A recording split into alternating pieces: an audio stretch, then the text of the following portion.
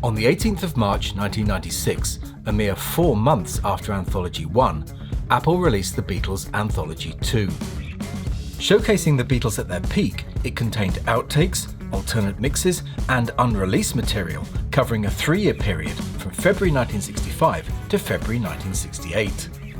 Working with primary source insider documents from the project, I'll tell you not only how the final single was recorded, but also more details about the archive tracks that were included and the ones which weren't. I'm Andrew from Parlogram Auctions, and welcome to the Making of Anthology Part 2.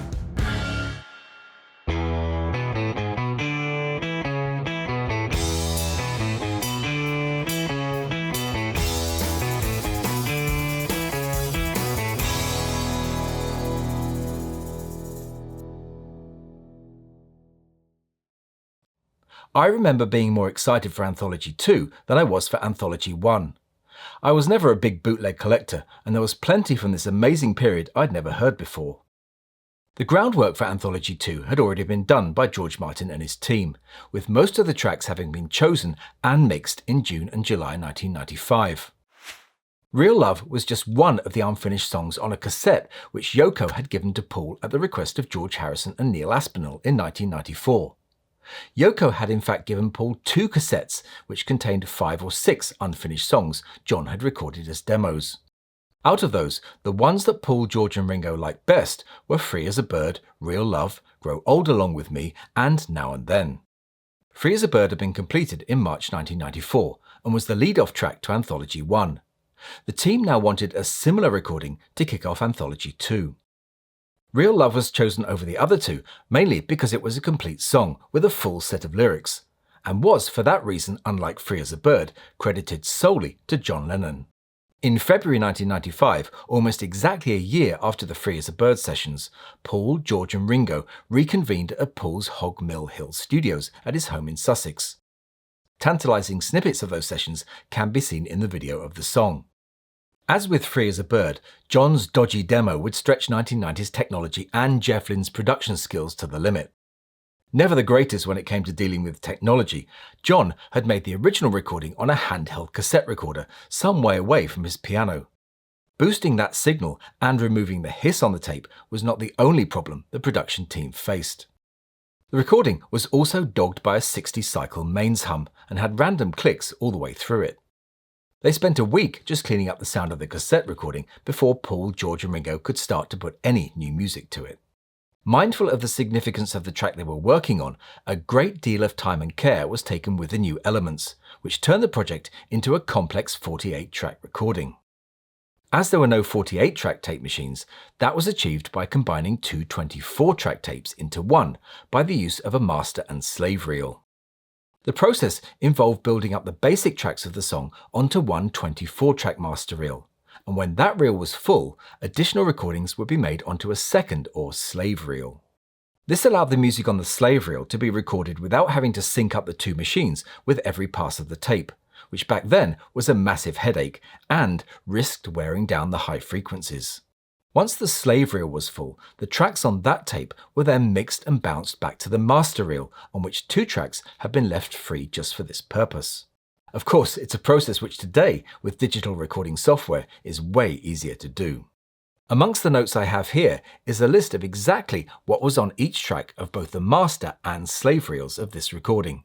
I'll run through them for you so you can see all the elements which went into this recording. The first track of the master contained piano fills, with bass drum on track 2 and tambourine on track 3.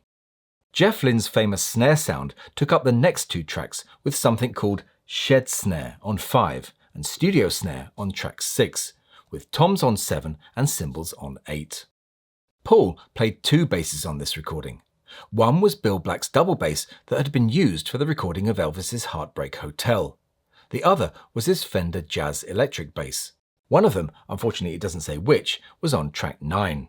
Track 10 was all guitars left, and track 12 was all guitars right, with separate tracks for 12 and high string guitars on track 12.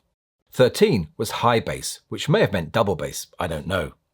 Bass drum doubles took up 14, with an Akai drum synth on 15.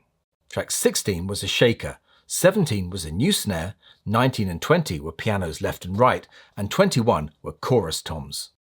The final track on the master was John's vocal, and tracks 23 and 24 were left blank for the mixes. The second or slave reel looked like this. Track 1 was guitar, track 2 solo guitar and riffs, and guitars left and right on tracks 3 and 4 were, as it says here, to be used with tracks 13 and 14 for the second verse.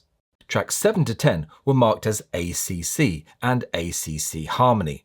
Was that accordion or accent? I don't know. Track 11 was treble bass, which was bumped to track 13 on the master reel. Track 12 was the first of the vocal tracks, which was Paul's lead vocal. 13 and 14 were high harmonies, which were eventually bounced to tracks 5 and 6 of this reel. Track 15 was Paul's high harmony for the second verse only, and 16 was yet another one of Paul's vocals. 17 was the low harpsichord and low harmonium, and 18 combined high harpsichord, ukulele and piano. Both 17 and 18 were marked to be used at the end. Track 19 was bass piano, track 20 harmonium again, and 21 timpanis. 22 is marked as containing all piano figures to go with John and OBX pad, which I'm guessing is a synthesizer. 23 contained a guide vocal and John's piano. The final track on the slave recording is something called EBU. If you know what that is, please let me know in the comments. The original CD single of Real Love is really worth getting hold of, as it contains 3 additional unreleased tracks, which were not included on Anthology 2. These were Babies in Black, recorded at the 1965 Hollywood Bowl concert, which has since been issued on the new version of the Live at the Hollywood Bowl album, a new mix of Yellow Submarine with a spoken introduction by Ringo and the effects turned up throughout, and a gorgeous version of Here, There and Everywhere, which is basic track take 7 combined with some remixed harmonies from take 13. Real Love was released in the UK on March 4, 1996, and a day later in the US. Despite the reluctance of BBC Radio 1 to playlist the single, it reached number 4 on the UK charts, and peaked at number 11 in the US a week later.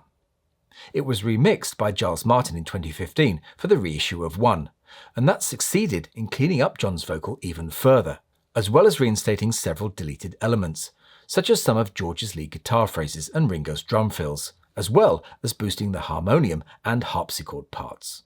I must admit in this case, I prefer the remix over the original. Anyway, back to the album, which was to continue on from Anthology 1 by beginning at the start of 1965. Thankfully, the documentary-style format of Anthology 1, which included speech elements, was dropped for Anthology 2. But of course, it was decided that, like Anthology 1, Side 1, Track 1 would be a new song, which was of course in this case, Real Love. According to these notes, the tracks worth investigating from 1965 were The First Take of Yesterday, of which there were only 2, Everybody's Trying to Be My Baby and She's a Woman from Shea Stadium, and early versions of Norwegian Wood and I'm Looking Through You. Apart from She's a Woman, all of the above made the cut. The ropey instrumental jam 12-bar original was also to be included at this stage, but there were strict instructions to take the November 1965 mono mix and cut it down to 3 minutes. Another early favourite was You're Gonna Lose That Girl from February the 19th, but as take 3 was noted as being the only take, the idea of including it was dropped. Help from tape E55887 was also considered, but it was noted that all takes were pretty much the same, so that idea was dropped too. Tape E56114 from May the 10th was also of interest to the team. This was the session in which Dizzy Miss Lizzy and Bad Boy were recorded. According to this, the first takes of Dizzy Miss Lizzy were in a lower key than the final take, and of course featured a live vocal from John. Bad Boy was recorded in just 2 takes, which amazingly was in a break between takes 2 and 3 of Dizzy Miss Lizzy. But as the only take with John's vocal on it was the master, they felt there was not enough here to warrant inclusion, which I think was a shame. All 6 takes of I've Just Seen Her Face from June the 14th were also crossed off, as they were all too similar to each other. However, take 1 of I'm Down with a live vocal from Paul from June the 14th was chosen, despite the other 3 takes being basically the same. All 6 takes of It's Only Love were also noted as being similar, but take 2 was included on the album, with a false start from take 3 stuck onto the beginning. Another element noted here were the vocals for Wait, which were overdubbed onto take 4 for the master. Run for Your Life on tape 57714 was also considered, but as the only take with vocals was the master, that was dropped. Drive My Car from October the 13th was on the list only because it was the first session to go past midnight. But what about Ringo? There had to be something with him on here. Act Naturally was the obvious candidate, but as takes 1 to 12 were just the backing track and Ringo's one and only vocal take was on take 13, it wasn't good enough for inclusion. Instead, they turned their attention to the February 18th session, which produced If You've Got Trouble. Geoff Emerick had already mixed this for the Sessions album, which had been aborted at the last minute by EMI back in February 1985. Sessions was the source for a number of other tracks on all 3 Anthology albums. Some were remixed and some were left in their 1985 state. Leave My Kitten Alone, for example, had been remixed for Anthology 1 by Geoff Emerick, but still managed to sound terrible. They decided that If You've Got Trouble didn't sound right either, and the note beside the title here, written in capital letters, reads, Remix, Ringo hates it.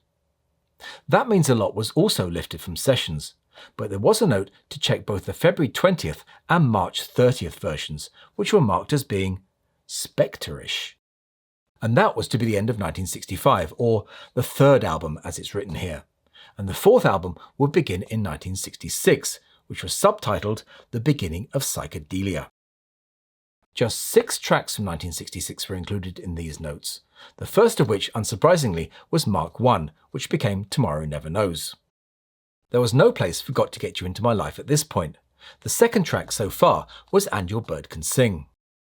It was noted that as take 1 of this song consisted only of drums and organ, take 2 was the only possible candidate for inclusion.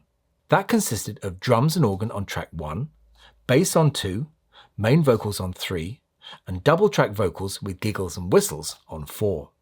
In the end, they went with take 2, with John's count-in taken from take 3. Emerick was also given remixes from tape E59739, which he did in April 1966 to compare. There seems to have been a toss-up between 2 of George's songs at this point, Granny Smith, which became Love You Too from April the 8th, or Taxman on tape E58744 from April 21st. Take 4 of Taxman was noted to have 1 track which contained bass, drums and guitar, and take 11 with the special backing vocals was marked as Use. As great as Taxman is, I would have liked to have heard some Granny Smith outtakes too. Yellow Submarine was to have been on this album too, but as I said earlier, it ended up on the Real Love CD single instead. The mixing notes instructions for that song were to slide up the spoken intro and use all the effects well up throughout. Eleanor Rigby and I'm Only Sleeping must have been later or last-minute additions, along with the live performances from Japan. The Strawberry Fields Evolution mixes worked really well on this album, and the first take from November the 24th was marked as Great Use. The comment beside the next track, Penny Lane, reads a difficult one, as take 6 became take 7, became take 8, and finally take 9 in 4-track transfers. The note says that, quote, I think we may have lost some good stuff along the way. Harmonium, bass, percussion, extra treated piano, etc. Ideally, we should mix from an amalgam of all, which is what they did. The notes now move on to 1967, and the first on the list is Day in the Life. As the album notes state, John's Sugar Plum Fairy count-in was taken from take 1, which they wanted to use in full, but didn't because it was slightly faster than later takes. Take 2 was noted as having a warm John vocal, but no Paul voice, and that take 4 was the first 4-track master. There was no room at this stage for Good Morning, or George's Only a Northern Song. It was Being for the Benefit of Mr. Kite, which was the main focus here. This page notes that there is only one complete take of Being for the Benefit of Mr. Kite, which was the master.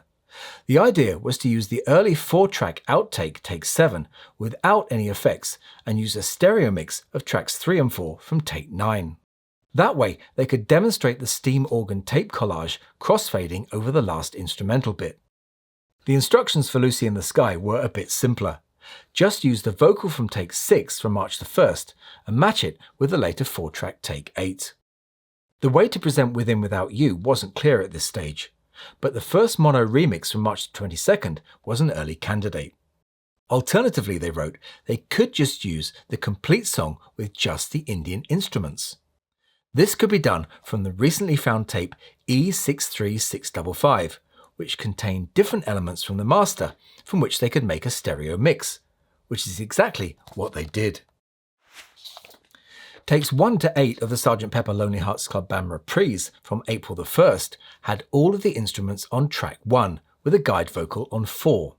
Overdubs were bass on track 2, all vocals on track 3 and extra scat on 4.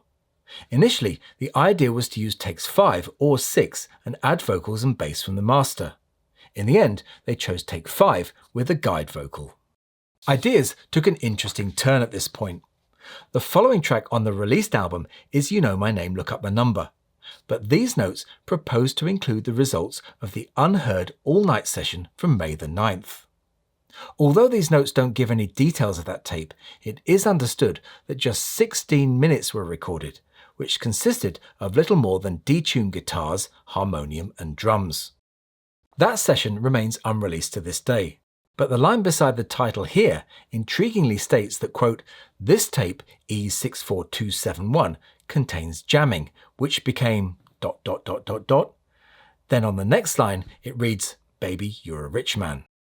The tape of that song from May the 11th was also considered, but as it contained just the backing to the song which was the same as the master, it was left off.